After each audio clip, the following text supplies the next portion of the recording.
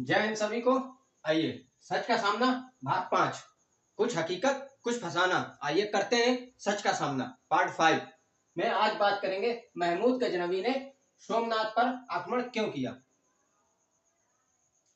Why looted a Mahmud Ghaznavi in Somnath temple. Mahmud Ghaznavi ने सोमनाथ पर आक्रमण क्यों किया। सच का सामना में आज बात की जाएगी। या वो धर्म का विरोधी था या उसका लालच था, क्या कारण था।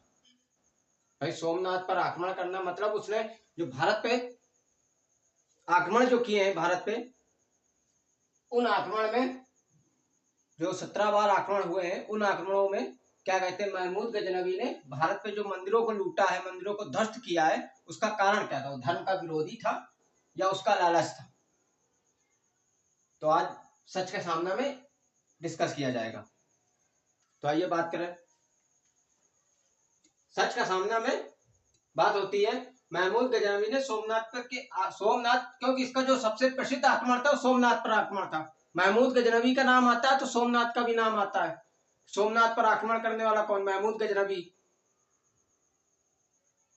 इससे पहले भी उसने हिंदू मंदिर को ध्वस्त किए, उस पर आक्रमण किया और उसको लूटा। लेकिन सोमनाथ पे जो आक्रमण हुआ वो बहुत प्रसिद्ध आक्रमण, उसका भयानक आक्रमण था बहुत। मतलब इतिहास में जब भी महमूद गजनवी का नाम लिया जाता है तो सोमनाथ का जिक्र होता है कि सोमनाथ पर आक्रमण हुआ था, महमूद गजनवी ने किया था, सोमनाथ के मंदिर को तोड़ा था। क्योंकि उस समय के दौर में सोमनाथ का एक अपना ऐश्वर्य था, भव्य था। जो शिव मंदिर था, हिंदू धर्म की आस्था का बहुत बड़ा प्रतीक था वो, और ऐश्वर्य भव्य विशाल मंदिर था, भव्य मंदिर था। इसलिए सोमनाथ का नाम आता है जब भी महमूद का नाम आता है। तो आइए बात करेंगे महमूद गजनवी के सच का सामना में। तो पहला थोड़ा सा ऐतिहासिक समझते हैं। महमूद गजनवी, गजनवी से लग रहा गजनी का शासक था, ये गजनी का शासक था महमूद। इसके बाद थोड़ा सा ऐतिहासिकता इसको जाने, इतिहास में जाते हैं। पैगंबर साहब की मृत्यु के बाद, पैगंबर साहब थे, देखो पहला तो यहाँ पे लिखा है पॉइंट, या तो वो धर्म का विरोधी था या उसका लालच। तो पॉइंट को समझिएगा। जो पैगंबर मोहम्मद साहब थे, ये क्या थे, इन्होंने इस्लाम धर्म की स्थापना की। और इन्होंने क्या किया था, इन्होंने भी एक आंदोलन चलाया था कि मूर्तियों की पूजा नहीं की जाएगी। ये इन्होंने जब इस्लाम धर्म का स्थापना की थी, पैगंबर मोहम्मद साहब ने, इस्लाम धर्म के संस्थापक का थे ये, तो इन्होंने भी मूर्तियों के विरोध में, मूर्ति पूजा के विरोध में आंदोलन किया और मूर्ति पूजा का विरोध किया। इन्होंने कुरान का गठन, कुरान की स्थापना, कुरान की रचना की इन्होंने, और ये मूर्ति पूजा के विरोध में थे। तो उसी क्रम में पैगंबर मोहम्मद साहब की मृत्यु के पश्चात उनके उत्तराधिकारी जो हुए वो उमैया वंश के खलीफाओं के नेतृत्व में, उमैया वंश के खलीफा को खुदा का प्रतिनिधित्व मानते थे। ये खलीफा इसलिए उपाधि दी गई है, मतलब खुदा, पृथ्वी पर खुदा का प्रतिनिधि है ये, खुदा का प्रतिनिधि जो उनके बताए गए आचरण और शिक्षाओं पर कार्य कर रहे हैं, इस्लाम के कानूनी कार्य कर रहे हैं, इस्लाम में जो कानून, जो विधि लिखी है उसके अनुसार काम कर रहे हैं खलीफा। तो उमैया वंश के खलीफाओं के नेतृत्व में इस्लाम का शक्तिपूर्वक विस्तार जारी रहा। क्योंकि ये मूर्ति पूजा के विरोध में थे तो आगे इसी क्रम में कार्य चलता रहा। इस क्रम में इनका संपर्क चीन के, समझिएगा, चीन के, देखिए इधर देखिए,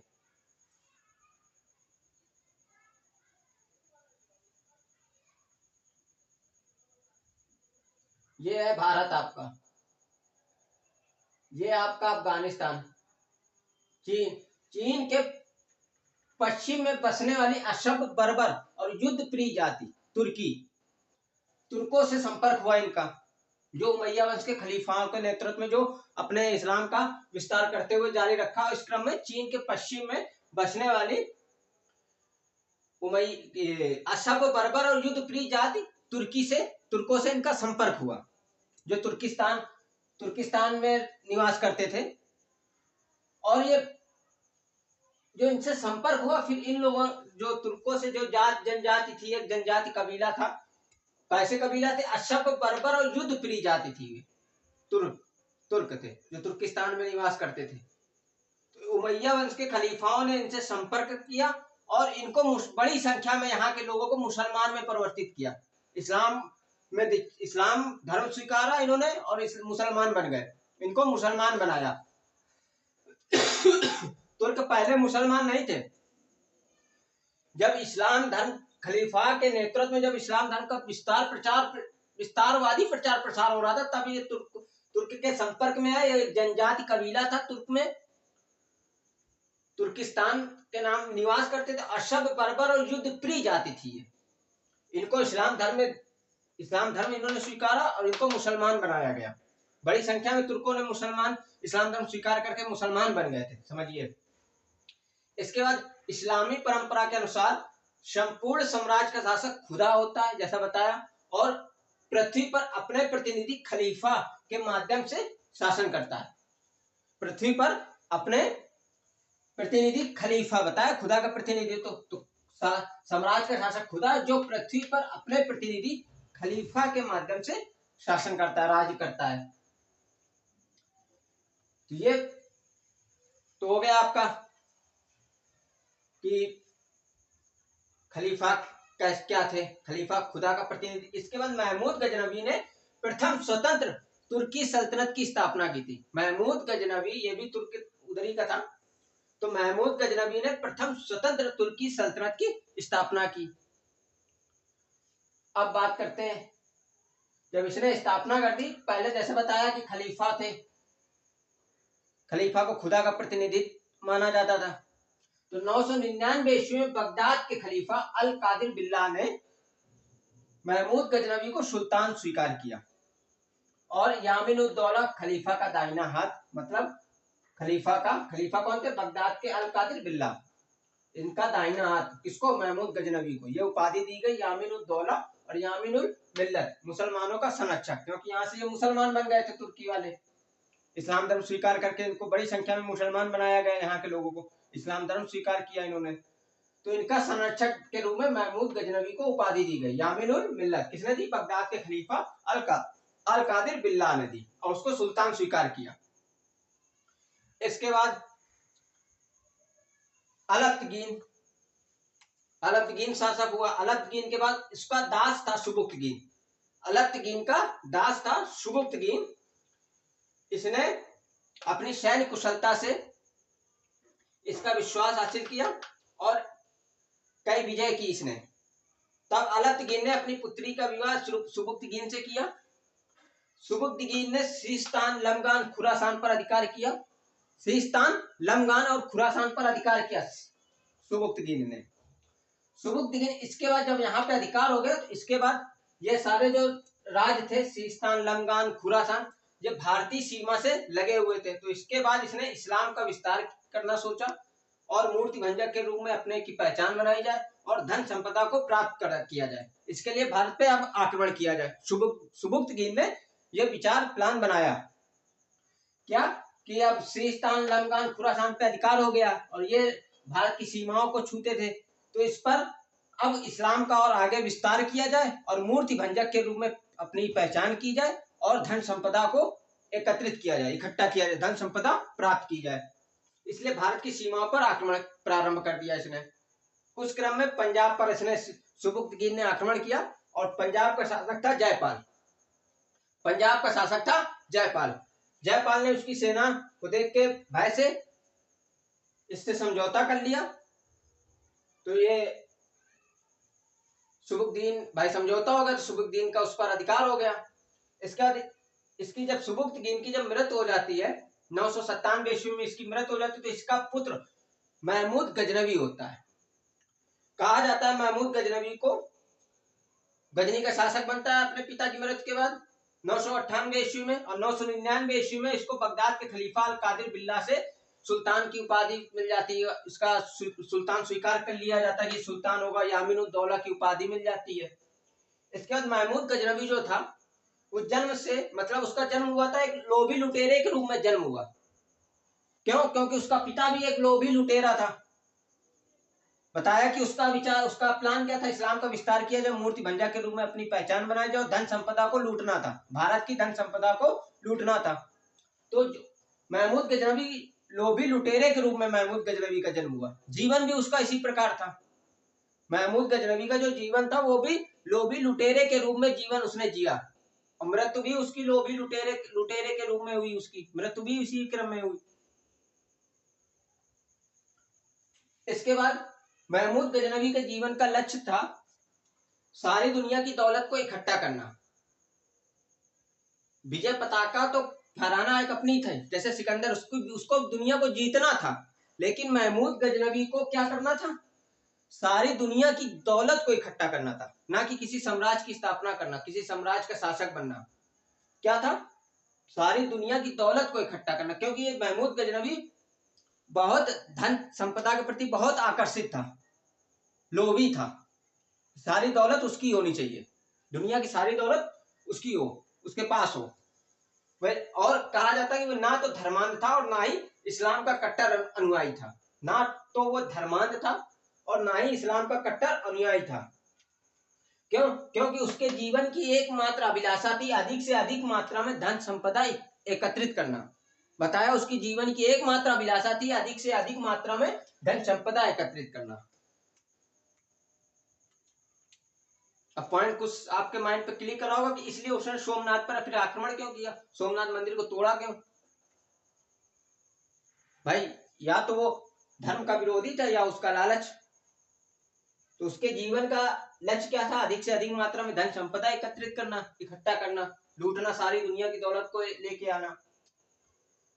कारण ये था, देखो, जो भारत के जो मंदिर थे वो बहुत अधिक मात्रा में धन संपदा, हीरे जवाहरात से भरे हुए थे, क्योंकि भारत के मंदिरों में बहुत अधिक मात्रा में और समृद्ध नगरों को उसने निशाना बनाया। और भारत के मंदिरों में उसने सुना कि कहा जाता है कि भारत के मंदिरों में बहुत अधिक मात्रा में धन संपदा भरी हुई है, और समृद्ध नगरों को लूटने का उसने फिर निशाना बनाया, क्योंकि मंदिरों में अथाह धन संपदा संपत्ति हुआ करती थी, इसलिए उसने मंदिरों को निशाना बनाया था।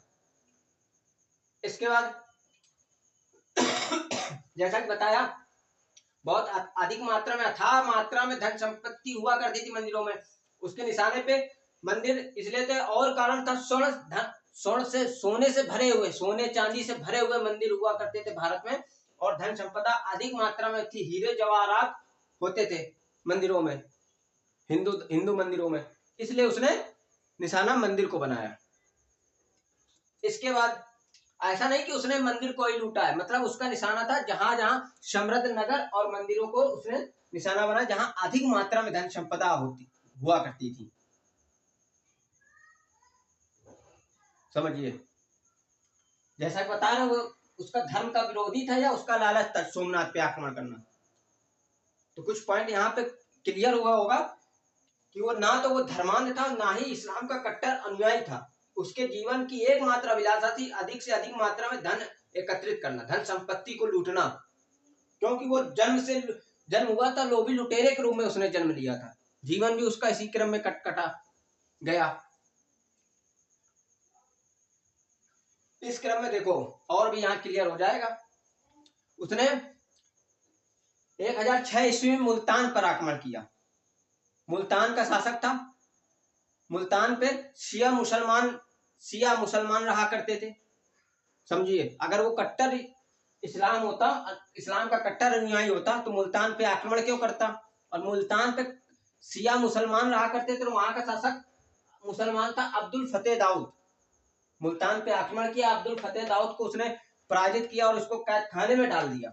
समझिए, इसके बाद मुल्तान का शासक या गवर्नर, पंजाब का शासक बताया, यहाँ पे पंजाब का शासक जयपाल था, इसके पोते को सुखपाल को वहां का गवर्नर बनाया था, जो कि हिंदू था। और कहा जाता है कि महमूद गजनवी की सेना में कई हिंदू भी सेना में थे, जैसे तिलक, इसका सेना का नेतृत्व करता था। तिलक एक हिंदू सेनापति था, इसका तिलक नाम था उसका।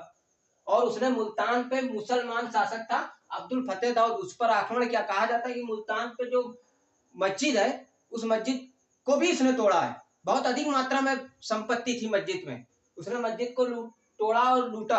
अब यहाँ पे ये कट्टर धर्म का विरोधी होता तो मस्जिद को क्यों तोड़ता, मुल्तान पे क्यों आक्रमण करता, मुसलमान शासक अब्दुल फतेह दाऊद को क्यों पराजित करके उसको बंदी बना के कैद खाने में डालता। इसके बाद मुल्तान का गवर्नर जयपाल के पोते सुखपाल को गवर्नर क्यों बनाता है? ये हिंदू है और मस्जिद को तोड़ा, मस्जिद को लूटा भी, समझिए। इसका थानेश्वर पे भी आता है। 1014 ईस्वी में थानेश्वर पे आक्रमण किया। थानेश्वर के चक्र स्वामी मंदिर में बहुत अधिक मात्रा में, इसने सुना कि थानेश्वर में चक्र स्वामी मंदिर विष्णु मंदिर है, वहां पे बहुत अधिक मात्रा में हीरे जवाहरात स्वर्ण आभूषण से भरा हुआ मंदिर है, तो उसने वहां पे आक्रमण किया। वहां का शासक राजा राजाराम था। इसने पहले इसका कड़ा विरोध किया, लेकिन प्रबल विरोध किया, लेकिन उसकी सेना को देख के फिर ज्यादा समय तक नहीं टिक पाया, फिर भाग गया ये। और इसने महमूद गजनवी ने थानेश्वर के चक्र स्वामी मंदिर विष्णु मंदिर को जी भरकर लूटा। कहा जाता है कि यहाँ बहुत अधिक मात्रा में धन संपदा हीरे जवाहरात भरे हुए थे। इसके बाद फिर आक्रमण वो करता रहा, कलिंजर गया, मथुरा को भी लूटा, लेकिन सबसे महमूद गजनवी का सबसे प्रसिद्ध आक्रमण सोमनाथ पे माना जाता है, क्योंकि सोमनाथ जो मंदिर था वो शिव का भव्य मंदिर था, भव्य, अद्भुत, अलौकिक और ऐश्वर्य से प्राप्त मंदिर था सोमनाथ जो था, प्राचीन नाम इसका प्रभास पाटन था। अभी वर्तमान गुजरात के सौराष्ट्र में सोमनाथ मंदिर है, जो समुद्र के किनारे था, और ये एक अपनी भव्यता, अलौकिक और ऐश्वर्य से भरा हुआ मंदिर था, समझिए। कहा जाता है कि जो सोमनाथ का जो शिवलिंग है वो हवा में लटका हुआ था पहली चीज तो, वो मूर्ति भंजक के रूप में अपनी प्रसिद्धि पहचान बनाना चाहता था। महमूद गजनवी इस्लाम जगत के इतिहास में अपना स्वर्ण अक्षरों से अपना नाम लिखवाना चाहता था, मूर्ति भंजक के रूप में अपना नाम लिखवाना चाहता था, मूर्ति भंजक के रूप में अपना नाम लिखवाना चाहता था, अंकित करवाना चाहता था। और सोमनाथ मंदिर में हिंदू धर्म में मूर्ति पूजा का प्रचलन है, मूर्ति पूजा की जाती थी। और सोमनाथ मंदिर बताया कि जैसे कि भव्य, अलौकिक और ऐश्वर्य से भरा हुआ था। कहा जाता है कि सोमनाथ में जो शिव मंदिर है वो हिंदू धर्म की आस्था का बहुत बड़ा प्रतीक था, क्योंकि जो शिवलिंग था वो हवा में लटका हुआ था, हवा में लटका हुआ था। और कहा जाता है कि वहां पे अप्सराएं, जैसे स्वर्ग में अप्सराएं हुआ करती थी, वहां पे ऐसे ही वहां पे महमूद उसमें सोमनाथ मंदिर में थी, अप्सराएं थी, उनकी मतलब आरती पूजा सब किया करती थी। और जो सोमनाथ मंदिर जो बना हुआ था, वो जो पिलर थे, जो स्तंभ थे, वो 56 स्तंभ पे खड़ा था। सोमनाथ मंदिर 56 स्तंभ पे खड़ा था, और ये 56 स्तंभ जो थे, ये नीलम, माणिक और हीरे से, बहुमूल्य रत्नों से जड़े हुए थे। जो सोमनाथ मंदिर जो था, ये मंदिर का जो भवन था वो 56 स्तंभ पर खड़ा था। 56 स्तंभों पर हीरे, माणिक, नीलम जैसे रत्न, बहुमूल्य रत्न जड़े हुए थे इन स्तंभों पे। और ये तो स्तंभ समझ ले, 56 स्तंभों में हीरे, माणिक, नीलम जैसे बहुमूल्य रत्न जड़े हुए थे। इसके बाद इसमें स्वर्ण आभूषण इतनी अधिक मात्रा में थे कि जिससे शिवलिंग का जलाभिषेक किया जाता था, वो घड़े तक सोने के बने हुए थे, सोने के बने। सीढ़ियां जब क्या कहते हैं हवा में लटका हुआ था, तो जलाभिषेक करने के लिए सीढ़ी की जरूरत पड़ती थी, वो सीढ़ी तक सोने की थी। तो हिंदू मंदिरों में सभी से सबसे ज्यादा धन संपदा सोमनाथ मंदिर पे थी। आप ये समझिए कि जो सोमनाथ मंदिर था पूरी तरह से हीरे जवाहरात स्वर्ण आभूषणों से जड़ा था। पिलर थे, उसके स्तंभ थे, 56 स्तंभ नीलम, हीरे, माणिक जैसे बहुमूल्य रत्नों से जड़े हुए थे। जो उसके मटके, जलाभिषेक जिससे किया जाता था, वो मटके तक सोने के थे, घड़े सोने के थे, सीढ़ियां सोने की बनी थी, और इतनी अधिक मात्रा में स्वर्ण आभूषण थे। तो उसने सोमनाथ पे फिर आक्रमण किया। पहले उसने स्वर्ण आभूषणों को, धन संपदा, संपत्ति को लूटा। और उसका विरोध क्यों नहीं किया? विरोध इसलिए नहीं किया क्योंकि जो उसके पास वहां का शासक जो था, सौराष्ट्र का शासक भाग गया था, और उसके से लगा हुआ थानेश्वर था। थानेश्वर से में पहले ही उसने थानेश्वर में उसने पहले ही भयानक तबाही मचा के आया था, तो उसका कोई विरोधी नहीं था। और जिसने भी, जो पुजारी जो थे वहां पे, भाई पुजारी उनका काम पूजा करना, विरोध करना तो नहीं, उनकी सेना का सामना करना। फिर भी जिसने विरोध किया तो उसका फिर बाद में उसने कत्लेआम मचाया, कत्ल किया उनका। और उसके बाद उसने अपनी प्रसिद्धि बनाना था उसको मूर्ति भंजक के रूप में, फिर उसने क्या किया, शिवलिंग को तोड़ा है, क्योंकि उसको पहचान किसमें बनानी थी, अपने आप को, अपनी पहचान किस रूप में, मूर्ति भंजक के रूप में बनानी थी। क्यों? क्योंकि वो पैगंबर मोहम्मद साहब ने कहा था कि मूर्ति पूजा नहीं होगी, इसका विरोध इन्होंने किया था। ये शिवलिंग की यहाँ मूर्ति थी, शिवलिंग था, तो उसने शिवलिंग को तोड़ा। पहले उसने जी भर के धन संपदा को लूटा, इसके बाद उसने फिर जो भी उसका विरोध किया उसको कत्लेआम उसका किया, उसकी हत्या की और शिवलिंग को फिर तोड़ा। फिर देश आजाद हो जाने के बाद उसके बाद भी उसने सौराष्ट्र का गवर्नर किसी हिंदू को बना के गया था। आप समझिए, तो ये धर्म का विरोधी नहीं था, सिर्फ उसका मंदिरों को भारत पे आक्रमण, जो सोमनाथ पे आक्रमण, उसका एक तरह से लालच था, क्योंकि लोभी लुटेरा था। जैसा उसकी जीवन का लक्ष्य एक से अधिक धन संपत्ति को एकत्रित करना था, इकट्ठा करना था। अगर इस्लाम का धर्म का विरोधी होता, इस्लाम का कट्टर अनुयायी होता, तो सौराष्ट्र में कुछ यहाँ सोमनाथ मंदिर को लूटने के बाद यहाँ का गवर्नर किसी हिंदू को नहीं बना के जाता। यहाँ पे गवर्नर किसी हिंदू को बना कर गया वापस। समझिए, मुल्तान पे मस्जिद पे आक्रमण नहीं करता, मुसलमान शासक अब्दुल फतेह दाऊद को पराजित करके बंदी नहीं बनाता, और वहां का गवर्नर सुखपाल को नहीं बनाता। ये आप समझिए। इसके बाद देश आजाद हो जाने के बाद सरदार वल्लभ भाई पटेल ने सोमनाथ मंदिर का जीर्णोद्धार किया, और इनकी मृत्यु के बाद कन्हैया लाल, इन्होंने इस पे सोमनाथ मंदिर का, सरदार वल्लभ भाई पटेल ने सोमनाथ मंदिर का जीर्णोद्धार करने के लिए गांधी जी से और जवाहरलाल नेहरू से विचार विमर्श भी किया और इनसे मदद भी की तो गांधी जी ने और जवाहरलाल नेहरू ने मना कर दिया कि सोमनाथ मंदिर जो है उसमें सरकार का किसी प्रकार का हस्तक्षेप नहीं होगा, ना केंद्र सरकार का होगा, ना राज्य सरकार का होगा। वहां की जनता, वहां की प्रजा आपको सहयोग करके उसका जीर्णोद्धार कर सकते हैं। तो सरदार पटेल ने फिर उसकी जीर्णोद्धार के लिए कार्य किया, जिसमें मृत्यु हो जाने के बाद, सरदार वल्लभ भाई पटेल की मृत्यु हो जाने के बाद उनके बाद उस कार्य को कन्हैयालाल मणिकलाल मुंशी ने आगे पूरा किया। और इन्होंने पूरा हो जाने के बाद सोमनाथ मंदिर बनके जब तैयार हो गया तो डॉक्टर राजेंद्र प्रसाद को उद्घाटन समारोह के लिए बुलाया था कन्हैयालाल मणिकलाल मुंशी ने। उन्होंने सोमनाथ पे पुस्तक भी लिखी है और डॉक्टर राजेंद्र प्रसाद को बुलाया था। पंडित जवाहरलाल नेहरू ने फिर इसका, डॉक्टर राजेंद्र प्रसाद राष्ट्रपति थे, तो पंडित जवाहरलाल नेहरू ने उनसे कहा कि जब हमने बोला था, बताया हुआ था कि सरकार का किसी प्रकार का कोई हस्तक्षेप नहीं होगा, फिर आप उद्घाटन समारोह पे क्यों गए? तो ये इन्होंने कहा कि एक भक्ति और आस्था के रूप में वहां गए थे, ना कि किसी सरकार के किसी ट्रस्ट के रूप में वहां पे गए थे। गांधी, महात्मा गांधी और जवाहरलाल नेहरू ने यहाँ तक कहा था कि उस पर किसी सरकार का कोई ट्रस्ट के रूप में उस पर कोई कार्य सोमनाथ पे नहीं होगा। वहां की जनता, वहां की प्रजा के सहयोग से, आप किसी सहयोग से जो भी होगा वो उसका जीर्णोद्धार कीजिए, मंदिर बनाकर तैयार कीजिए। लेकिन वर्तमान में, आज के समय में सरकार का हस्तक्षेप है। सरकार एक ट्रस्ट के रूप में कार्य कर रही है, जबकि भारत बताया गया है कि संविधान में कि भारत एक धर्मनिरपेक्ष राज्य है। लेकिन आज वर्तमान में धर्मनिरपेक्ष धर्मीकरण हो रहा है। राजनीति को धर्मीकरण नाम दे दिया, धर्मीकरण बन गया राजनीति।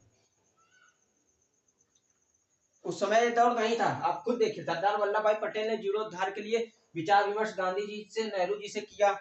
इन्होंने कहा सरकार का उसमें कोई हस्तक्षेप नहीं होगा, किसी ट्रस्ट के रूप में सरकार कार्य नहीं करेगी। वो आज राजनीति धर्मकरण बन गया है। तो ये था सच के सामने में महमूद गजनवी ने सोमनाथ पे आक्रमण क्यों किया। सोमनाथ पे आक्रमण करने का कारण उसका लालच था।